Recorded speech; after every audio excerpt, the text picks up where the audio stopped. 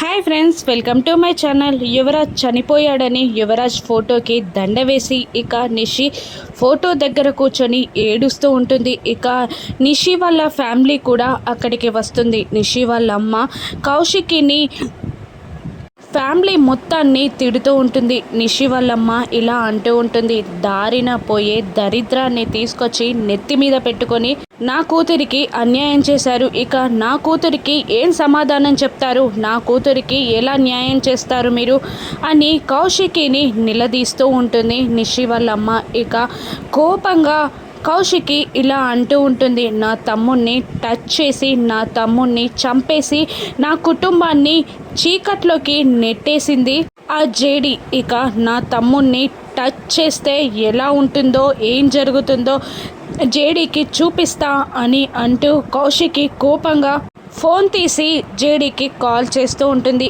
ఇక అక్కడే ఉన్న దాత్రి కేదార్లు కంగారు పడుతూ ఉండగా ఇక కేదార్ పాకెట్లో ఉన్న సెల్ వైబ్రేట్ అవుతూ ఉంటుంది.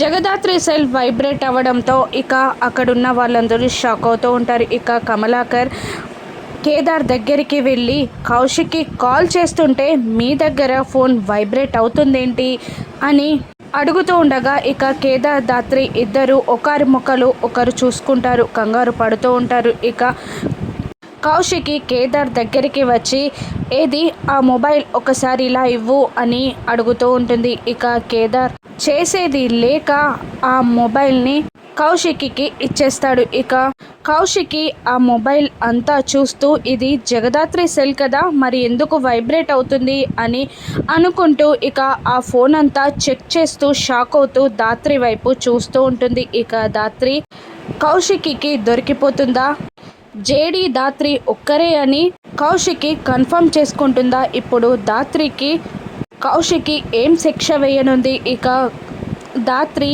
ఈ సిచ్యువేషన్ నుండి ఎలా తప్పించుకోనుందో రాను ఎపిసోడ్స్లో చూద్దాం. Thank you for watching.